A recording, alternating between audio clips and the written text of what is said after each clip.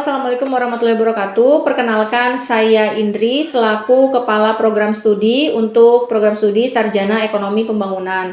Alhamdulillah telah menjadi Kaprodi di program studi ini sejak tahun 2020. Dan suka duka yang saya rasakan adalah tugas seorang kaprodi itu memang menjadi orang tua dari seluruh mahasiswa ya di prodi tersebut. Jadi terkait keluhan mahasiswa, UKT, lalu konflik terhadap dosen, lalu adanya nilai, penginputan nilai juga yang terlambat, atau mungkin penginputan KRS yang juga tidak mendapatkan kelas. Intinya semua masalah mahasiswa itu bertumpunya di Kaprodi, dan Kaprodi juga dibantu ya dengan Sesprodi. Tentunya pekerjaan kami sama, apapun kebijakan yang kami buat juga insya Allah selaras satu sama lain di bawah dari kepemimpinan Kajur, lalu di atasnya lagi ada Wakil Dekan, dan yang paling tertinggi adalah Dekanat. Bagaimana sistem pembelajaran tim teaching yang baik dan benar? Hal ini terkait dengan giliran mengajar dosen, tugas yang diberikan, serta materi yang diajarkan oleh dosen tim teaching di sebuah matkul, Bu. Untuk tim teaching itu pengaturannya satu kelas harusnya lebih dari satu dosen. Nah, dosen koordinator di dalam kelas itu akan membagi pembagian mengajarnya. In case misalnya ada mata kuliah A dengan dua kelas ya, kelas A dengan kelas B. Nah, berarti nanti dosen bisa membagi waktu mereka untuk mengajar sesuai dengan kemampuan atau keahliannya gitu ya. Jadi kalau misalnya ternyata di materi yang sebelum UTS itu adalah kemampuan untuk dosen yang pertama, lalu nanti untuk setelah yang UTS akan ada dosen yang kedua. Jadi jauh lebih baik seperti itu sih pengaturannya. Dan itu sudah disepakati terlebih dahulu dengan dosen-dosen koordinator. Mengapa dalam implementasi tim teaching masih ditemukan permasalahan seperti materi yang diberikan tidak saling berhubungan dengan dosen yang diajarkan oleh dosen sebelumnya? Saya berpikir itu merupakan salah satu masalah dari komunikasi dari dosen koordinator yang tidak berkomunikasi dengan baik antar sesama dosen pengajar yang ada di kelas. Jadi fungsinya dosen koordinator itu adalah mengkoordinasikan materi apa yang mau disampaikan kepada mahasiswa. Walaupun PPT-nya tidak sama, tapi untuk overall keseluruhan materinya harusnya sama gitu. Jadi kalau misalnya saya di kelas ekonomi tenaga kerja ya, kita mau bilang bonus demografi. Kita udah ada guideline untuk ngebahas bonus demografi itu apa, negara yang mendapat bonus demografinya bagaimana, tentang bagaimana contohnya dan pengemasan di PPT itu boleh berbeda-beda. Mengapa info seputar perkuliahan seringkali diberitahukan secara mendadak dan mepet dengan waktu yang diberikan? Sebenarnya kita udah mengantisipasi ya, ini bukan seperti pencitraan ya, tapi memang semua dokumen itu sudah kita antisipasi setidaknya 3 minggu atau 1 bulan sebelum perkuliahan. Kalau mahasiswa merasa dirugikan, sebelumnya kami mohon maaf karena mungkin ada beberapa keterbatasan dari koordinasi, surat menyurat, dan alhasil 1 hari sebelum hari H baru bisa tersampaikan.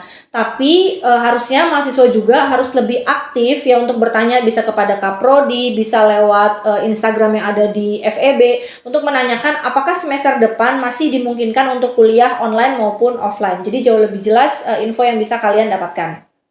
Bagaimana solusi terkait dengan informasi penyampaian kelas besar yang terkadang masih belum pasti, sehingga menyebabkan beberapa kali jadwal kelas besar dan jadwal kelas kecil bentrok?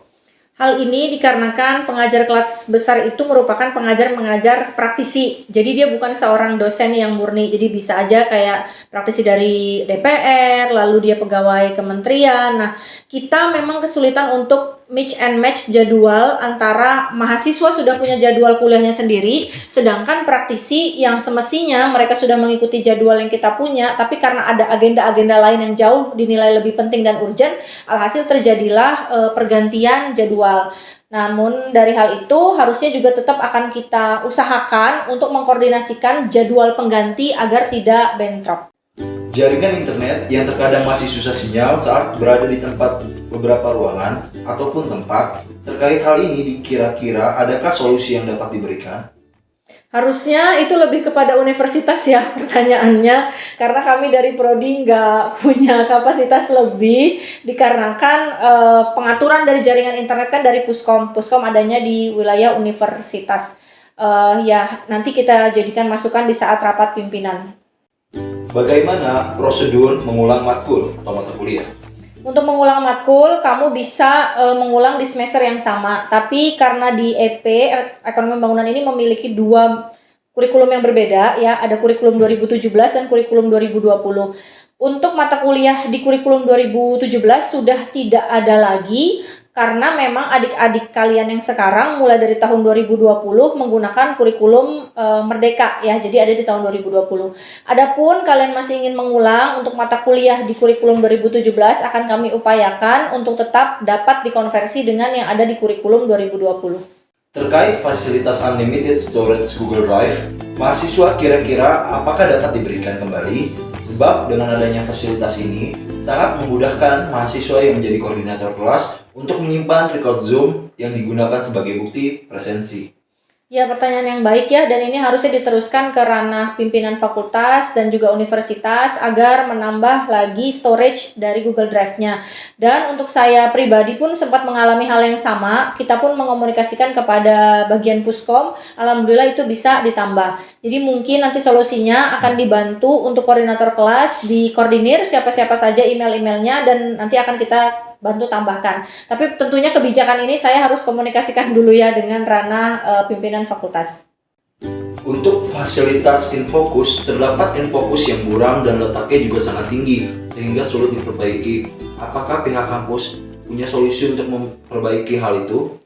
Untuk hal tersebut boleh langsung saja dikomplainkan, bisa lapor ke Kaprodi dan langsung sebutkan ruangan berapa, nanti akan diteruskan ke bagian akademik ya, atau ke bagian sarana prasarana, biasanya urusannya dengan Bapak Wadik 2, nanti akan langsung kita carikan solusi untuk penggantian Infocus.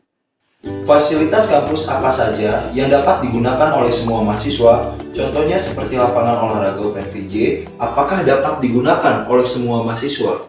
Ya, harusnya karena itu adalah miliknya universitas, semua sivitas akademik dari mahasiswa, teknik maupun dosen juga berhak menggunakan semua fasilitas tersebut.